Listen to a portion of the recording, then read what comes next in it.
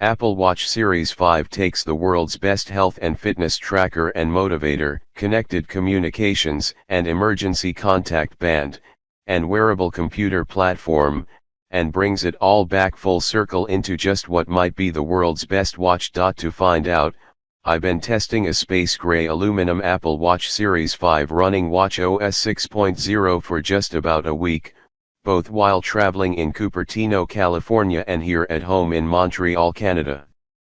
Apple Watch Series 4, in brief. For people who want big, always-on display, fast performance, compass, health and fitness tracking, built-in ECG, fall detection, emergency calling, optional LTE connectivity, all-day battery life. Not for people who want Android compatibility, custom watch faces, week-long battery life. Now, always on might not sound like a big deal, but it's been one of the biggest knocks on this gizmo since launch. I've mentioned it in every review since, and so has almost every reviewer else. While it's tempting to exclamation point that with an obviously or finally, when you look back at how battery and binary constrained the original Apple Watch was, it's not surprising it took a while. There was a short list of major features that were missing, and Apple has spent every year since, knocking them off. Series 2 brought the power needed to make apps native. Series 3 added cellular connectivity. Series 4 pushed the display out to the edges. And now, Series 5 lets that display stay on all the time. It lets the watch, be a watch. Check price of all watches and their links given in the description. If you already have a Series 4, you may not think that's worth upgrading to. For me, even if it was the only new feature, and it isn't, it totally would be. But I can certainly sympathize with that point of view. Thing is, though, most people in this world don't have a Series 4. Or any series. Despite being the most popular watch and fitness tracker in the world, and product that's probably already bigger than the iPod at its height, the vast majority of people still don't have even one. Never mind Series 1. And it's for them, the first-timers as much as the upgraders, that Apple has been knocking those items off the list. So, that's how I'm going to approach this review. All the little details current Apple Watch owners demand, so they can figure out when and if they should upgrade, but also what's cool and compelling for those still sitting on the sidelines, watching, waiting, trying to decide when to take the plunge. And how. Starting with the always-on display. In typical Apple fashion, they're not first to this. But they just might be best. There's no secondary display layer. No monochrome veneer. No special mode to turn on or turn off. No separate, kinda 1980s alarm clock looking face to be stuck with. There's just the existing watch faces. All of them. All now available in Always On. Here's how it works. Previously, when you weren't using your Apple Watch, when you weren't interacting with it or tapping or turning it towards you so you could interact with it, it would go to sleep. And it still does exactly the same thing now. Only sleep no longer means the display turning off. Now it means the display staying on, but in ultra-low power mode. It's made possible by the low-temperature polysilicon and oxide or LPTO display. It lets the Apple Watch dynamically adjust the refresh rate from the normal 60 Hz all the way down to 1 Hz. It's connected to a new, low-power display driver and high-efficiency, integrated power management circuit, all controlled by a new ambient light sensor. That's on the hardware side. On the software side, the Apple Watch team has crafted low-power versions of all the watch faces. Low power, in that, more costly animations like second hands and digits, Mickey, and mini footy taps, and the like either disappear or stop moving. Bright colors dim. Costly fills dim all the way down, adding faint outlines to stay legible. Photos fade, and animations like butterflies and Buzz Lightyear go away. And that's it. That's how they stay until you wake them up again, just like the Apple Watch has always woken up. Since the moment Apple announced this feature, I've had a lot of people asking me if you could turn it off, some for power reasons, some for privacy. So, yes, you absolutely can. Just go into Settings, Brightness, and Display, and kill it any and every time you want to. But, here's the thing, you may just discover you don't want or ever really need to. First, if you're thinking normal 18-ish hour battery life with always on display means even better battery life with always on off, you'd be technically correct, but far overestimating the actual difference it makes. Apple says it's not a significant amount, much less life-changing, and in my limited tests it wasn't even so much that I remembered to mark it down. Of course, your needs and ability to notice might vary, just consider the utility. If you turn the watch off completely, it'll stay charged for months, for all the good it will do you. Battery is there to be spent. Second, if you're worried about privacy, Apple has built in a series of considerations for you to, well, consider. If you're worried about someone seeing a potentially sensitive notification, don't be. Notifications don't animate in low power mode. All you get is the tap or the tone, and, if you want to see the banner, you have to wake the watch first. If you're worried about someone seeing sensitive health or personal information in a complication, don't be. You can go into Settings, Display and Brightness, and hide sensitive complications too. Then, instead of dimming in always on mode, they disappear completely. If you're worried about low power, even dimmed, being annoying in a theater or bedroom or wherever, if the ambient light sensor detects a particularly dark room, it'll dim the watch even more. If that's still not enough, you can always open Control Center and flip on theater mode to temporarily turn off the display entirely. If you think it might be confusing, that because you can see the screen, just dim, in always on mode, you'll try to tap controls while the watch is still asleep, well, you're right. If you don't turn your wrist first to wake your watch, the first tap won't activate the control, it'll wake the watch. And, because it's dim and not black, your brain will act like 1 + 1 suddenly equaled a cheese Danish. You just have to plow through the initial, awkward adjustment period and keep going. And if, after hearing all that, you still want to turn off the always on, hit me up in the comments and let me know why. I'm genuinely curious. Apple has also extended Always On to the Workout app and for all workouts. That way, if you're doing anything, stretching, swimming, whatever, you can see your stats without having to reach for your watch, even in the pool. But, Apple hasn't extended Always On to any other app. So, if you're in an app and you cover the display to put your watch to sleep, it'll just jump back to the watch face and go into Always On mode from there. And, when you wake it, you'll stay on the face. If your watch goes to sleep on its own, it'll blur and dim out the app, just so no personal data leaks out, and transparently layer a simple, digital timestamp at the top right. And, when you wake it, you'll still be on the app. It's an incredibly considerate user experience that I'm still getting used to.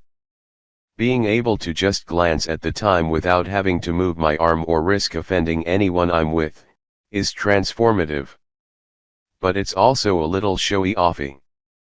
Now, when I go out, especially if it's someplace formal or fancy, I put a lot more thought into my watch face because I know other people might see it. Likewise if I'm going somewhere fun. Usually, during the week, Infographic modular is my go-to. It's basically the dashboard for my day. But now, if I'm meeting people for lunch, or I just want to give my godkids a laugh, I'll swipe over to the new Meridian or California in lieu of Hermes. Even Solar or Mickey. Almost the way a traditional watch collector might mull their collection before choosing their look for the day. That might well fade with the novelty, but I'm enjoying it while it lasts. So much. I've wanted Always On since day one. In hindsight, I wouldn't have traded any of the other features Apple front-loaded first, like cellular or the edge-to-edge display. But I'm incredibly glad Always On is here, and I'm even happier with how it's finally arrived. Every year, when Apple introduces the new Apple Watch, they introduce the new S-Series system in package, or SIP, along with it. That's basically the entire computer that runs the watch, all shrunk down and layered up together. With Apple Watch Series 2, the S2 went dual-core. With Apple Watch Series 4, the S4 went 64-bit. With Apple Watch Series 5, the S5 is going, well, wherever the hell it wants, because now it's got a magnetometer, a digital compass, and knows about direction. Sorry, yeah. As silicon updates go, it's not just the breaking of Moore's law. It's the temporary cancellation of it. But Series 5 isn't about performance. We've got that. And it's not about efficiency. The display system is handling that this year.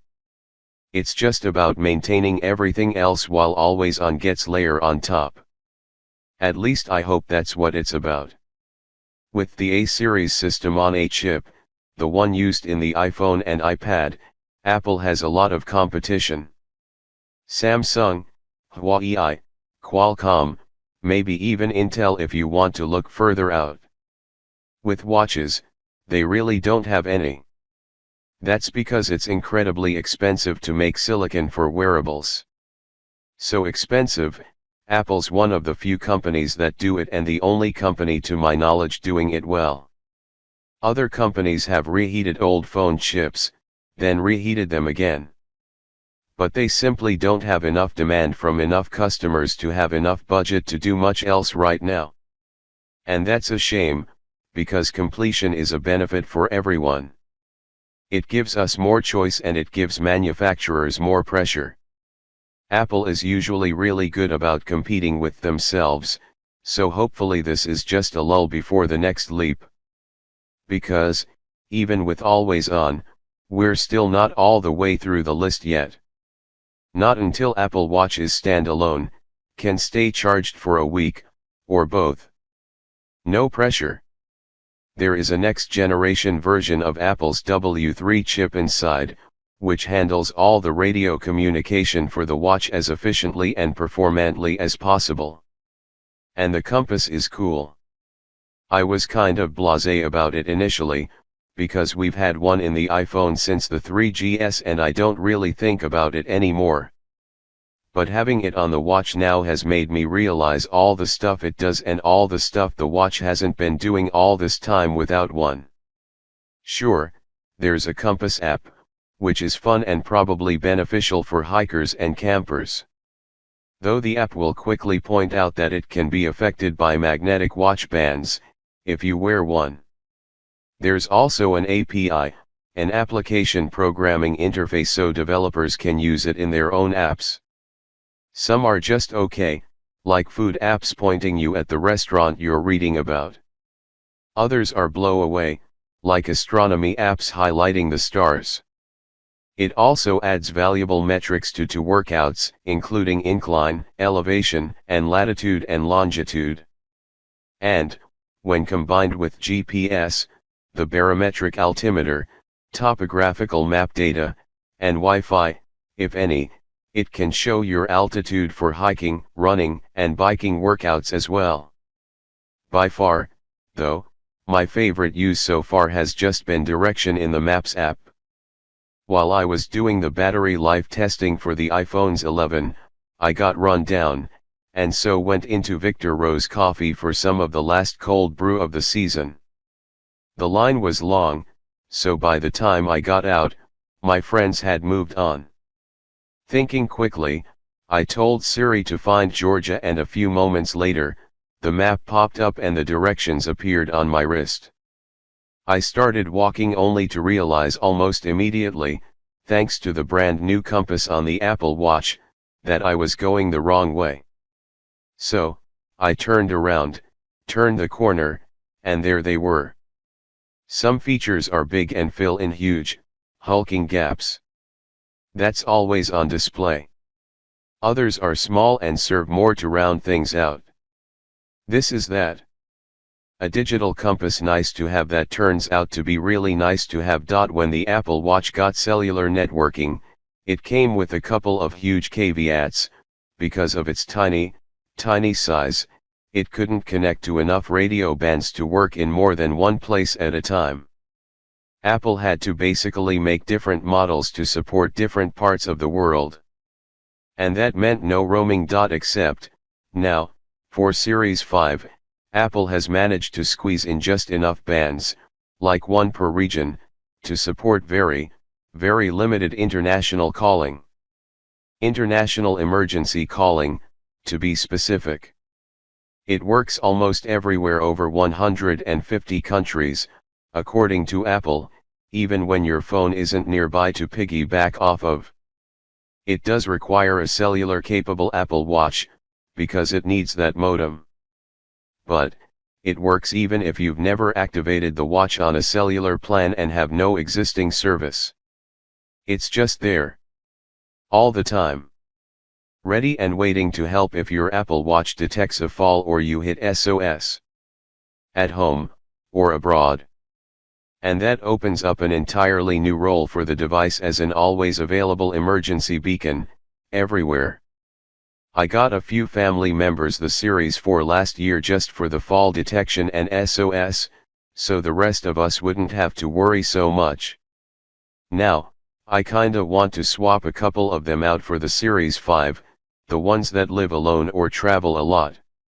I've said it countless times already, but I consider Apple Watch the most important device Apple has ever made because it deliberately, intentionally, by design, saves lives. International emergency calling is just one more in an increasingly long list of ways Apple is leading that charge. I'm not going to spend too much time on watchOS 6 right now because, 1, it's so good it really deserves its own review, and 2, it's coming to every Apple Watch with the exception of the original, so locking it up here with the new hardware really doesn't serve existing users. There are a few new finishes coming to Apple Watch Series 5. Not aluminum or Nike, alas. Those are pretty much the same, silver and space gray for both, an annual shade of gold for the regular, non-Nike. The Nike gold would be pretty good. As would some iPhone 11 style product. Red. Steel comes in the same polished and DLC coated space black as it has since launch, though this year Hermes also offers the space black option. And it looks black fire. White fire is the triumphantly returning ceramic edition, which debuted with Apple Watch Series 2 but vanished last year on the Series 4. Brand new for Apple Watch Series 5 is the titanium. Lighter and stronger than steel, it comes in a similar DLC-coated space black, but also in a new brushed metal, with a special surface treatment created by Apple to be as fingerprint and stain resistant as the black. It's branded as an edition despite being only $100 more expensive than the steel, because edition is where Apple's materials team gets to come out and play. It's watchy watch stuff for watch lovers, inside Apple and out. And it's just so exactly what makes Apple Apple, and the watch a watch. Apple releases new, seasonal bands for Apple Watch every spring, summer, and fall. In the beginning there were also new styles every year. Now, it's mostly about new colors and combinations. Like I said in the hands-on, there's no ceramic or titanium bracelet, which is a drag. I'd love to see them. But there are some cool two-tone sport loops, hot new Nike bands, and Hermes prints. What's more interesting than the bands, though, is how you buy them. It used to be in set pairs with the case. Now, with Apple Watch Studio, you can mix and match your own custom combos, both online and at Apple retail stores. Hermes stays Hermes, obviously, but it looks like everything else is fair match game. And I love it. With the launch of Apple Watch Series 5, Apple may have cancelled the Series 4, but they've kept around the Series 3. And, at $199, that's entry-level iPad grade. As much as Apple is pushing the latest to new levels of greatness, they're now leaving really good, really useful versions of the same products at lower price points and making them accessible to even more people. People who may not wanted to try it at full price or simply couldn't afford to. Again, as much as some with breathlessly bemoan the lack of reasons to update year over year, most people in the world still haven't bought a single Apple Watch. The play here isn't upgrading, it's onboarding, and Apple just gave a lot of people 199 reasons to think about the watch for the first time. Especially as we enter the holidays. For everyone else, they're giving Apple Watch Series 4, the world's best health and fitness tracker and motivator, connected communications and emergency contact band, and wearable computer platform that, yes, really does brings it all back full circle. Apple Watch Series 5 is now the world's best watch. Period.